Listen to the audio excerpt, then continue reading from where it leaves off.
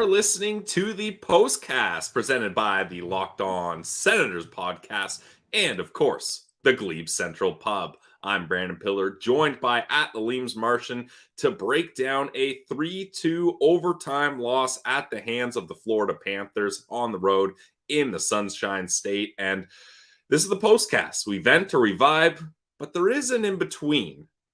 This is the fine cast. And as you heard, it wasn't the weird, creepy lost music. It wasn't the glorious tones of danger flutes. It was something in the middle with the fine cast song, Martian. So we're working on that. Not sure if that's the right one or not, but that's what we're going with here. As look, after 40 minutes, the Panthers were up 2-0. It didn't seem like the Sens were getting anything cooking. And then they end up tying this game up. It goes to overtime. Not the result you'd ultimately want, but a lot better than things could have been, eh, Martian? Yeah, I mean, thank God for that third period, Pilsy, because otherwise we would have almost nothing to talk about other than slamming the boys, which we're not going to do because we're just fine tonight, Pilsy. We're just fine. So everything's going to be okay. You get the point out of it. You come out of there with, 3 to 4 points out of Florida, which is, if you would have told us that a week ago, we would have been like, yeah, that sounds great. Let's do that. Unfortunately, they lost those games to Anaheim and Chicago. That would have been a big difference for the Sens in the standings, but it is what it is, Pilsy. We are where we are, and everything's just fine. Everything's just fine in the fine cast. Thanks to everyone in the chat joining us here. And this is a game that started off in what feels like a classic Ottawa Senators fashion. I hadn't unpacked all my stuff from my Belleville trip yet, so I turned the game on, had my laptop. It was pretty much dead. I was like, you know what? Puck just dropped. I'm going to go run and get my charger quick. Got my charger, sat down, Aaron Ekblad goal. 19 seconds into the game. I hadn't even sat down yet. I was dropping so many F-bombs. I was like, you got to be kidding me right now. 19 seconds in, and Aaron Ekblad, first game back after a minor injury. I think his last game was February 15th, so he's been on the shelf for a little bit there. He pops right back in and scores on Corpy. Martian, it's tough when the main discussion Ross and I had on today's episode was, should we get Forsberg starting back-to-back? And they go with Korpisalo. Okay, that's usually a traditional thing on back-to-backs, but to have him let a goal like that in right away, that was so deflating for Sens fans. I can only imagine what the boys were feeling after that one. Yeah, I mean, you come into this game and you're looking to get a little confidence out of your goaltending, and the first thing he does is allow a goal on the very first shot of the game.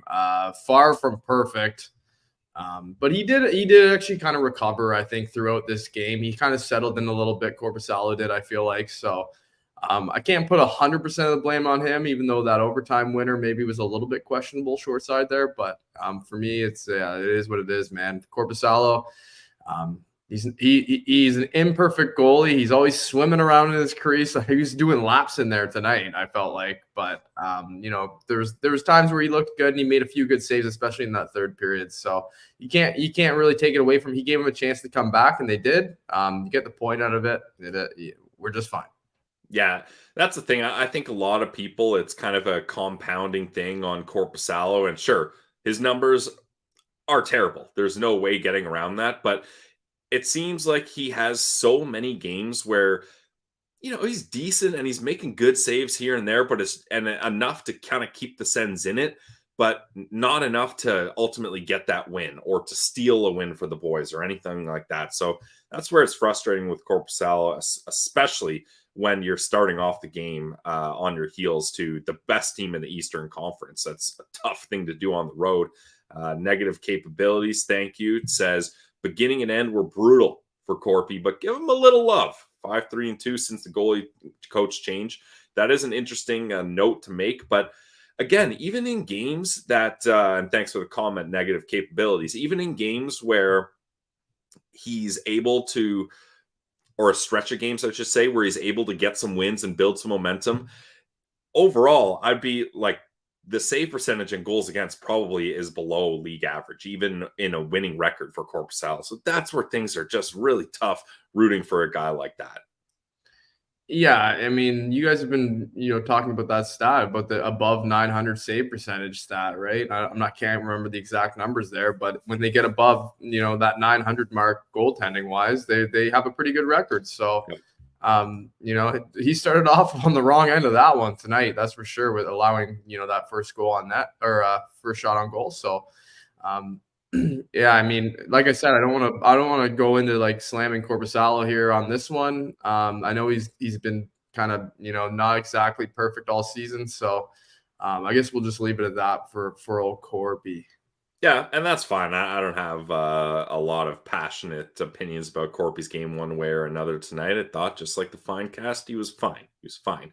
He was good and he was bad. That's what I mean. Yeah, exactly. A little bit later on, you get Nick Cousins, Belleville native, Martian, as we were talking about when we were in Belleville. Greasy guy, though. How about that boarding play on JBD just a little bit after that goal where he absolutely smushes JBD's head into the boards and hits him in the numbers? And Mike Johnson was talking about it in the intermission. How is that not a penalty? Yeah, I mean, it should have been, especially with a guy with his track record. And Mike, I think, did a really great job of breaking that down, right? Yeah. I mean, that's a guy who deserves zero benefit of the doubt when he's doing that kind of thing.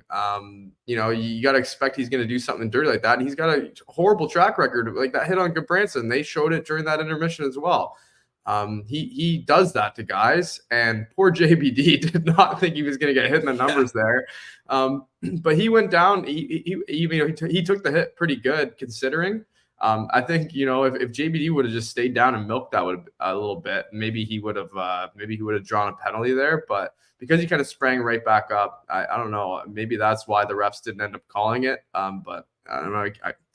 Again, like, that's on the refs. That's not on JBD at all. So like they got to call that one 100% of the time.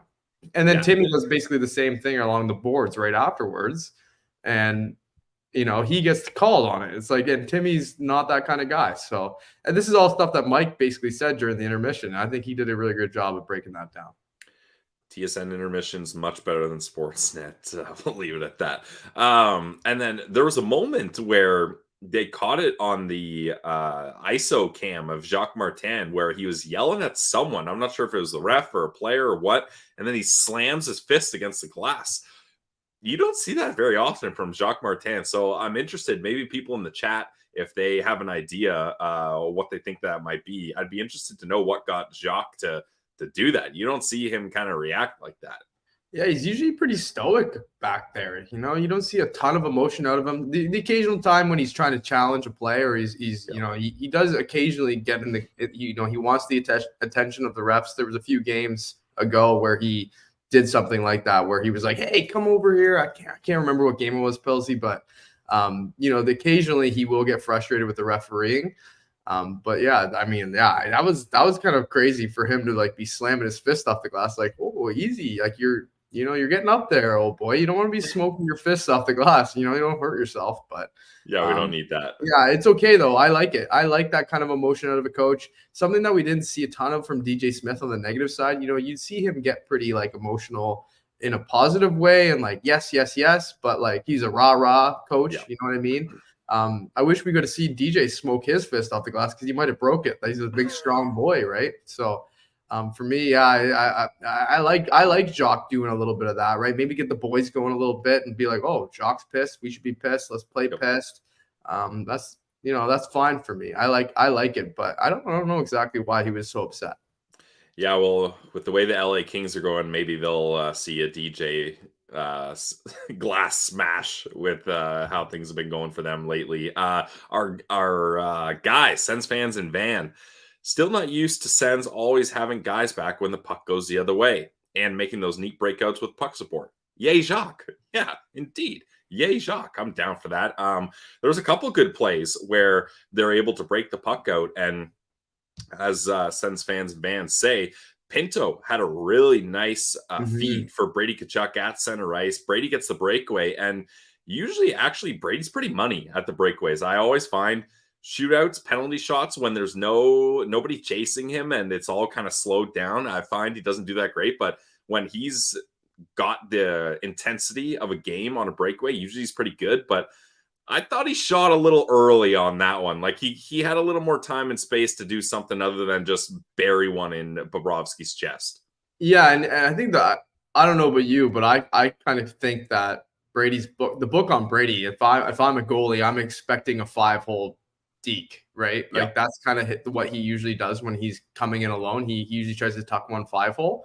So it was a little bit of a different look, but I mean, more or less kind of the same kind of idea there for Brady. I don't know what he was going for there exactly, but not the best breakaway for Brady Tkachuk on that one. I think, overall though, he had a pretty strong night. I thought like he was trying hard. You could tell he was giving her out there. He was pretty frustrated too, Pilsy, in that it was the second or first it was the second intermission interview. I don't know if you caught that, but I missed that.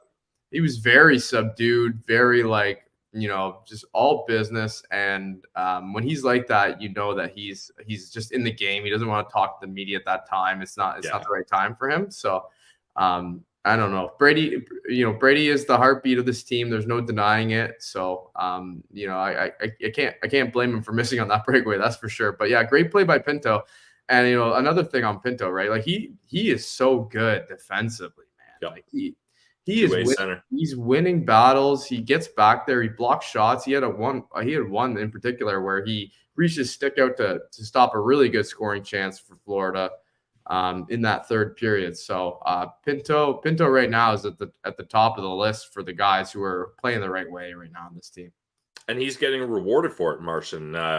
He's got Brady Tkachuk and Vladimir Tarasenko as his wingers. It's a pretty good spot to be if you're a young centerman. And almost 20 minutes of ice time again for Pinto here. So like he's getting used a lot out there. He's essentially he's getting top line minutes when you look at it that way. So that's good stuff for Chain. Yep, absolutely. Our good pal Eric says, rumor is that Jacques reads Martian's tweets. Well, of course he does. The conduit of the streets. You don't want to miss any of those tweets, especially about the team your head coach. Oh, geez. Don't tell me that because, Jacques is cutting down on the ice time of the guys I've been slamming lately. So, well, Norris being at the top of that list and guys like Batherson and Norris. And, I haven't been too hard on Shabbat. I know he got a little bit of a PP whack the other night, but I think that was more just like, whatever. But I don't think Jacques reading my tweets. So let me just say that. I hope not anyways, because that'll make me tweet differently if he is. Don't change a thing, Martian. Don't change a thing. Hey, Jacques, if you're looking for associate coach, assistant coach, you're looking for a guy, come in a little rah, a little for the boys, give me a call, buddy. I'll be there. Yeah. Assistant coach Martian. President of morale. I think that'd be a good term for you. For me. Yeah, me, Alfie, and Jock. Yeah, so that's the ideal threesome for me. Nice. So Can't Control Life says still waiting on an LOS calendar. Not to sound too aggressive. You mean like our schedule next time we're coming to town, stuff like that, or are you talking about like a firefighter's calendar since we all have the fire helmets now? I don't know which way he's talking about there. Yeah, well, I mean, unfortunately, we're not going to get to have you break out the firefighter helmet here tonight, but did you make use of it last night? I missed the postcast last night. You did? Okay, good. I did. I was very excited about it, Martian, to be able to use it first day I get it. Today, full disclosure, I left it upstairs. I didn't even bring it down to the studio in anticipation that I would get to wear it. All right. Well, next time, Pilsy, I know we're on a bit of a skid here, you and I. Those stats that it was a Mark Hamad who came out with those stats. Yep, our guy Mark. Mark. If you're in the chat, let me know, man. That's incredible stuff. But yeah, good stuff, Mark Hamad. Yep, and he did a goalies playing back-to-back chart for us, with pictures and footnotes even. So he's that's the real deal from our guy Mark. So we appreciate that. We appreciate the kind of loyalty that we deserve in the postcast here. We love that from him. So we need that commitment because Ross and I will talk about it, but it might not get done in time. So we're glad we got someone that's making sure that they've got the stats presented nicely for us. So Martian, at this point in the game, it's 2-0 for the Florida Panthers. Before we get to the Sens goals, which one of them in particular was an absolute beauty, we got to tell you all about our friends over at the Glebe Central Pub. You guys already know, all 220 of you in the Postcast chat know that the Postcast is presented by the Glebe Central Pub. They have always been a sponsor of ours. We love our friends over at 779 Bank Street in the heart of the Glebe. Glebe Central Pub loves Sens fans too so much that they're doing whatever they can to get you guys out to games at the CTC. Visit their website and you can see when the Sens shuttle is. Get your tickets for the shuttle. Everybody knows Sue, our bus driver, she'll get you to the game on time and she'll get you back quick so you can keep the good times going. So check them out at their website, glebecentralpub.com, to find your tickets for the shuttle. Only $17 for a round trip. In this economy, you can't beat that. And it's always good vibes. As Ross likes to say, the vibes are always free at the GCP. And this episode is also brought to you by our friends over at FanDuel, the official online sportsbook of the Locked On Podcast Network. And for a good reason. They're North America's #1 sportsbook. Why would you go with anyone else? Honestly, try other sportsbook apps. You won't like them as much as you like FanDuel. I've tried them. FanDuel's app is the best. You can do quick bets, live same-game parlays, exclusive props, and more. And right now, new customers can get $150 in bonus bets with any winning $5 bet. That's $150 if your team wins. So just visit FanDuel.com/lockedon and shoot your shot. FanDuel, official sportsbook partner of the NBA. All right, Martian. So 2-0 for the Florida Panthers heading into the third period here. And the Ottawa Senators really starting to get some momentum. It really seemed like the second intermission, something happened where they flipped the switch a little bit. And you noted, Martian, that a big, possibly a TSN turning point of this game was Shabbat getting the hip check center ice. If our friend of the show, Mark Mathot, saw that, he probably would have given some props and some stick taps for that hit. Nice, clean hip check. And you know it's clean, especially when no one came after him. And he even did the kind of check like, all right, do I got to defend myself? Nope, clean hit. Okay, cool. And that kind of shook Thomas Shabbat up a bit, eh? Yeah, I woke him up a little bit, I would say, Pillsy. Thomas Shabbat, he plays a very smooth, calm game a lot of times. And I think a lot of the times, too, he's just kind of going through the motions out there. He's doing his job. He's getting things done. He's not very emotional. He's not very emotional of a guy or as a player, I feel like. So when he's out there and just doing his thing, you can let that guy sleep all night long probably, and he's not going to really make you pay for it. But when you lay a big hit like that on him, you're damn right. It's the kind of thing that's going to wake him up and kind of piss him off a little bit. And that's what we want to see from Thomas Shabbat. We want to see that emotion. We want to see him, get more engaged in the game, play a little more deliberately. And that's exactly what he did on that goal. It was a great shot. Absolutely. I mean, really, really nice shot on a great goaltender. And he beat him clean from, he's a good distance out. He's basically at his own blue line, top of the circle kind of deal. So, great shot by Thomas Shabbat there, and nice to see him, kind of wake up there after that hit instead of going away. A lot of guys would, but he goes out there the very next shift and he gets it done. He does his thing. So I like that from Thomas. Like I said, I would just like to see more of that from him from the start of the game, where just do the old Michael Jordan thing, just pretend that this guy did something wrong. Get a chip on your shoulder somehow. Yeah, get out there and be like, I hate these guys. I don't like them at all, and I want to make them pay. So Thomas is good like that. He's a good player, man. He should be doing more of that. I know he's trying out there all the time probably, but at the same time, like, it's pretty obvious when he gets absolutely smoked the shift before, and then he comes out there and he just goes, I'm going to rip this puck, and that's exactly what he does. He's too good to be denied. So when he wants to, he can be a really, really incredible player. So, Shabbat had a really good night tonight, and I'm sure he's going to be one of our Central standouts. So I'll probably just leave it at that. Okay. Yeah. Wakey, Thomas. That one woke him up. And as our pal Sam Dano said, Brady's still better than Matthew. That's a Sens fan right there, if I ever heard one. And look, a big part of this goal was Brady Tkachuk in front of the net, because Bobrovsky was completely distracted. And absolutely. What I like from that is that's what you got to do if you're Brady. Sometimes, like, that's one of those unofficial assists, right? Sure, it's not going to show up on the score sheet, but without that chaos in front of the net, Bob probably tracks that down and gets the save there. And what I liked from Shabbat on this play, Martian, was the initial shot gets blocked, and instead of just forcing it to the net again from a bad angle that probably gets blocked again, Shabbat's like, okay, that that didn't work. Let's try plan B. He peels around, gets a better angle, and gets a better shot there. So that's what you want to see from Thomas Shabbat. And yeah, Bobrovsky was livid after that, which kind of confused me because I didn't think that was goaltender interference at all, but maybe he did, or maybe he was hot with his defenseman for getting in the way. I don't know. I honestly think that, but I mean, he was hot after the goal, but even after that, he went after Brady again when Brady drove hard to the net once again on the following play, right? So I think sometimes he's more intuitive than you think with his own team. When he gets engaged and stuff like that, he engages the rest of his group. So he's smart in the way that he comes in there with the blocker, then he gets out of there, everybody else gets involved. It gets the emotion of the game up a little bit, right? And that's what the Panthers love. That's when they're at their best.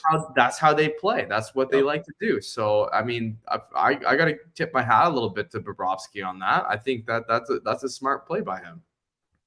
Yeah, and like you mentioned, just moments later, the puck is loose under Bobrovsky. Chaos, of course, Brady, part of it. And Bob right away goes right after Brady with the glove to the face. And Brady wasn't expecting that. He's like, hey, come on. Yeah, but Brady actually got a couple of decent little jabs in with his left hand. He got one little quick one he kind of missed, and the second one he ripped his helmet off. So, that look alone, when your goalie's out there without a helmet on, that'll fire up the boys, right? So definitely. I like that. I like that from both sides. I like it for both sides. I think Brady's doing his thing. He's doing his regular thing. He's giving a good FU to Bobrovsky on his way through, right? Yep. And also Bobrovsky's just trying to get his team going a little bit because he could probably feel the momentum changing a little bit because he's getting peppered at that point in the game as well. So smart for both sides, I think. Yep, that's what you love to see in a game up against the Ottawa Senators and Florida Panthers, which never really goes without some sort of animosity. So it was good to see that happening later on in the game. And speaking of things you love to see, how about Tim Stutzle end to end splitting the D and getting a goal? I mean, I can't believe you took this long to get here. I know it's 24 minutes to get here is a damn shame, and I apologize for that. I take the scenic route when I drive, Martian. I'm driving the bus. Usually, I'm directionally challenged. I take a couple extra turns. I messed it up, but we got here. The Tim Stutzle highlight goal, and the confidence that Timmy is showing in these recent games is giving Sens fans hope that he's going to start scoring more goals here, and he's not going to be forcing passes and trying to do too much. He's going to be able to use his creativity to get into the zone and then just drive to the net, and good things will happen. And this play starts in his own end. He's got so much speed. He does a little shoulder check. He's like, okay, Montour's got me. He's chasing me. And then he enters the zone, and it's Mikkola and Matthew Tkachuk back, and he splits the D. And then Bobrovsky tries to poke. Like, there's one point where Mikkola, Tkachuk, and Bobrovsky are all reaching over, and then the puck trickles through Bobrovsky's legs there. And that's just classic Timmy Stutzle. It's like, I'm going to go at you with all I've got, and if I can just try to keep a hold of this play, I can turn it into something good, and that's what he does there. Yeah, that's superstar stuff from Timmy right there, right? Like, just to be able to go in there with that kind of confidence on, he's got 3 Panthers on his back when he's driving the net like that. And it was a great couple moves by Timmy for sure. Montour basically was the one who ended up putting the puck in the net at the end of the day. Timmy didn't end up putting it 5-hole. I don't know what he would have done if he didn't. He might have done the same thing. Who knows? But you got to give him full credit anyways. He did everything that he needed to do to make the goal happen. So that's I tweeted out earlier. He went full McDavid mode. It was McDavid. It's like one of those things where you do the it's the Office meme, right? Where it's like, show me the difference between this picture and this picture. Nice. David going through 4 whoever they were playing that night, and Timmy going through 3 Panthers. It's the same picture, Pilsy. It's the same picture. So for me, I love that. I mean, Timmy's been hot lately. 3 goals in his last 3 games. He's rolling. So he needs to keep that confidence high for him to be as effective as he can be, because he's the star of this team. He's the biggest offensive weapon we have by far, I feel like. So Timmy, when he's doing that kind of thing, is really impressive. So I love it. I love it from Timmy. Timmy superstar. That's what we call him on this pod. Trademark. Yep. Trademark. So that ends up tying the game at 2-2. It goes to overtime, and the Panthers really had most of the control here. Like I was about to, I think the Sens got a bit of possession, but I was going to message producer Ross and be like, okay, we got to bust out overtime possession percentage again. Senators 0, Florida 100%. It was probably like 90-10 by the end of this, not an official tracked stat yet, at least that I've seen, other than here on the postcast. But the Ottawa Senators didn't touch the puck hardly any of that time. Verhaeghe had a nice backhand shot for Corpy with the good save there, so that was nice to see, but it didn't last because the Florida Panthers, they were cycling in the offensive zone, and Lundell did a good job to get it in the mix and cycle, and then it's that split second where that's where 3-on-3 is so tough because Brady now has to switch. His man coverage has been moved and Lundell has shifted around and he's got to switch. And he does a decent job of it, Martian, but when Lundell has that much speed and momentum behind him, all it takes is one step to get ahead of him. Lundell gets ahead of him and he still holds him wide, so you don't mind that from Brady, but he goes roof on Korpisalo there. And sure, you got to tip your cap. That's a nice shot by Lundell. But at the same time, like having Korpisalo be beat clean on a bad angle like that for the game winner is just indicative of what we're always seeing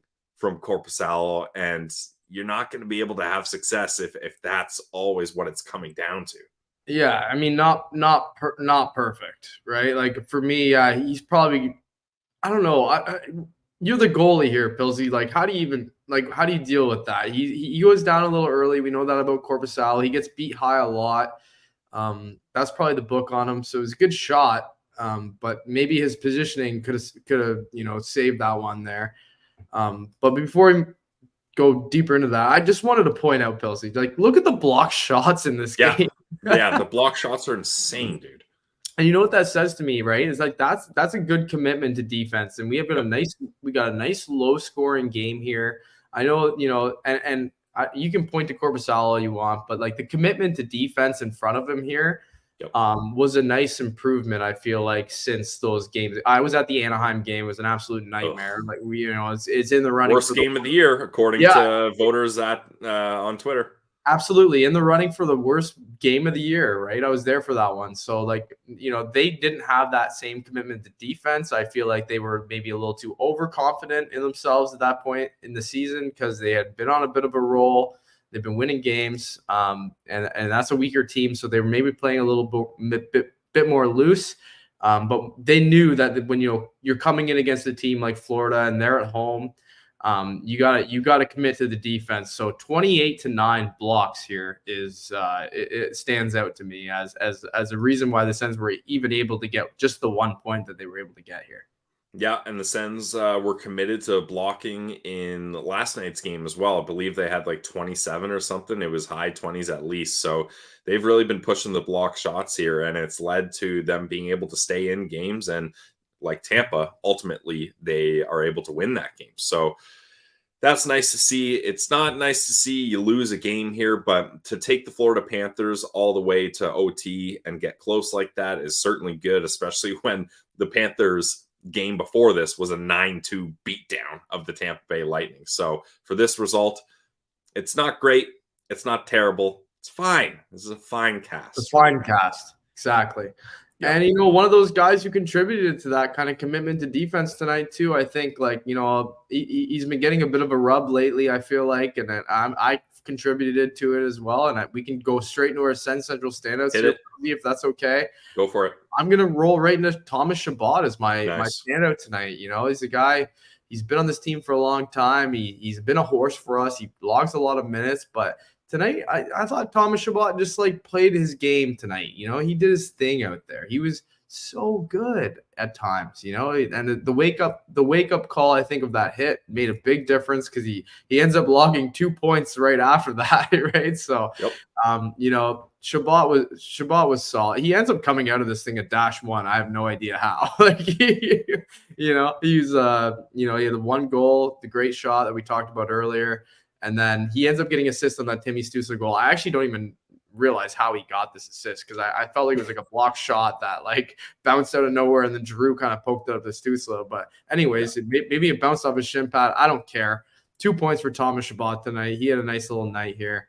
2 shots on goal and 24-02 on ice. So I'm going to give it to Thomas Shabbat tonight. He deserves more credit than he gets with our fan base. So let's go, Thomas. Yep, I like it, Martian. He would have been my standout if you didn't take him. So that's a good one there. Thomas Shabbat, nice game. My Sun Central standout presented by the Glebe Central Pub is going to be Timmy Superstar. Like, this is so huge for him to have the confidence to pull off these moves, or at least to simplify his game while still showing the creative ability he has. And I think this confidence is going to keep on going for Timmy. He ends up with 2 shots on the night, 18-58. The face-off percentage, not where you want it, 44.4, but not terrible here. And it's just, I feel like he's going to build momentum off this. And now the Ottawa Senators, their schedule doesn't get any easier, Martian, as sure, they're coming home. So you like to see that if you're the Sens, but they're up against the Dallas Stars. And but they play better against good teams, Pilsy. They play better. It's true. Yeah. It's true. So I bet they have a good game up against Dallas, but a team that they never seem to be able to play good up against. The Vegas Golden Knights are here on Saturday. So you don't have to tell me. I had a very similar experience to what you had when they were in Chicago last year as when I was in Vegas this year. So I feel beating the Vegas Golden Knights will feel good if they end up being able to pull it off. So yeah, schedule is not great, but like I said, I think they do show up a little better for the tougher opponents. Yeah, I would agree. That does seem to be the way it is, as the Ottawa Senators, as Gord Miller said, seem to defy logic at times when it comes to their record and teams they beat and teams that they're not able to beat. So weird squad, but that's why we love them. That's why we're all Sens fans. That's why we're here in the Postcast after a 3-2 overtime loss to the Florida Panthers. Martian, you got any other hot takes you want to get off about this game? No, I mean, I had a few hot takes when they were down 2-0. I've kind of bounced back. They've sizzled off now. This is the roller coaster that we go through as fans, and this is why we do what we do. We enjoy everything about, being a Senators fan, and, we take the positives with the bad and back and forth, right? But yeah, right now, I don't have any major hot takes for you, Pilsy. Sorry, man. I know we could have a viral clip here if you really wanted to get me going, but maybe we'll save that for the Glebe Central Pub when we stop in there next, buddy. So right now for me, no, nothing major, no hot takes here. I'm just going to keep it. I'm going to keep it solid. Off the glass and out, Pills. All right, off the glass and out. But we do have to talk about, Martian. I talked about it on the Postcast and today's episode a little bit. Our day in Belleville, particularly, that was an awesome experience for you designing those jerseys. How good did those look on the ice? Like, you must have been must have been a little bit nervous. Like, okay, how are they going to play out? How's it going to work? And then you got there and just relief. They're awesome. And how are people going to respond was my main thing, right? And, we were sitting there, Pills, and I know I probably said it about 17,000 times where I was like, how good do these jerseys look? Like, how good does this guy look in that jersey? How good does this guy look in that jersey? You know what I mean? And I was talking to the lady next to us a little bit too, and she liked them. We could hear some of the fans around us commenting on them, which was kind of neat as well, right? We could hear the fans responding to, they were likening it to the old Sens jerseys and also the Binghamton logo. You could see that they noticed what was going on there. I thought personally, I know I'm obviously the most biased person possible, but I thought they looked great. And I don't know. It was a special thing for me, not being like someone who's a professional designer or anything like that. I can mash my way through a Photoshop like anyone, but for the Belleville organizations that give me that opportunity to be able to do that and to trust me to do it, it was especially neat for me, and I appreciated everything about it. It was like I said, it was just very special for me, and it was cool. Like I just thought it was really cool that there was people walking around with a sweater on it with a jersey, with a logo that I had designed and spent time making for Sens fans. So for me, it was really cool, man. I got to tell you, it was really neat. So It was unfortunate they weren't able to pull off the win for us, but they were up against that wagon of a Hershey Spare team, and Maverick Lamoureux was buzzing around that night, unfortunately. So Hendrix Lapierre, close. Hendrix Lapierre, jeez, Maverick Lamoureux, holy crap. Have another one, but yeah, Hendrix Lapierre, yeah, that's right, yeah, he was buzzing out there. So yeah, I think Washington's got a good player in that guy, yeah, Maverick Lamoureux. Close. Yeah, and Martian, I was loving there was a lady sitting beside us, and she was talking to Martian, being like, "Don't these jerseys look good? It's Belly's birthday jerseys. Like they're so cool, aren't they?" And Martian's like, "Yeah, they are kind of cool. Yeah, they look pretty good, don't they?" Yeah. I ended up telling her later that I was the one who designed them, so I'm glad she didn't say they look like crap. So yeah, imagine she's like, "Yikes, these are terrible." Yeah, that would have been fun. I would have been awesome. I would just probably tuck my tail and be like, "Oh God." That's a different story. But everyone loved him. Look good, play good. Didn't work out, unfortunately, that time. But final thought, or at least discussion for me here, Martian. People in the chat have been talking about it, so we're going to open it up. Which goalie do you play on Thursday? I think it's a quick answer, and I don't think we've seen too many people. You look at the poll right now, 95 to 5%. So for me, I got to go with the majority here. It's Anton Forsberg. Yeah, Anton Forsberg. We're gonna roll with him. I just feel like the vibes are a little bit better with Forsy in the net. I don't know if it's a team camaraderie thing or just a confidence thing, but yeah. Forsy, it should be his net when they're not on a back-to-back pretty much going forward. And this is kind of funny, right? Because we've seen these two guys have played in the same organization before. Yep. And, they ended up going back and forth. And then they ended up landing on Forsberg that time as well, if I'm not mistaken. So, for us, it's Forsy again. So let's go Forsberg. Yeah, whoa, calm down with that. Let's go Forsberg, Martian. You're getting a little too excited over there. What do you mean? What do you want me to say? No, I was just kidding, because that was a very subdued. Let's go Forsberg. Yeah, let's go with that. Let's go. He has been good lately, though. You got to give it to him. Certainly the better of the two between Korpisalo and Forsberg here. But yeah, neither of them are really that inspiring at the moment, unfortunately. But maybe Forsy can keep it going here. We've seen him play well and battle in years past. He's kind of gotten away from that at least at the start of this season. So if Forsy can bounce back, that'd be nice. That's it for us here on the Postcast, presented by the Locked On Senators podcast. Thank you to everyone, all 200 of you in the chat. The chat is always buzzing. We love and appreciate all you guys. Not the perfect result for the Ottawa Senators, so we're not vibing. The vibes aren't at an all-time high, but we're not down in the dumps like we were last week. It's fine. This is the Fine Cast. The Fine Cast presented by the Locked On Senators podcast and, of course, the Glebe Central Pub. For myself, Brandon Piller, for @Leams Martian, for producer Ross, thank you, everyone who joined us in the Postcast tonight. We will have a new episode of the Locked On Senators podcast for you tomorrow, wherever you get your podcast and on YouTube, because it's the Locked On Senators podcast, your team every day.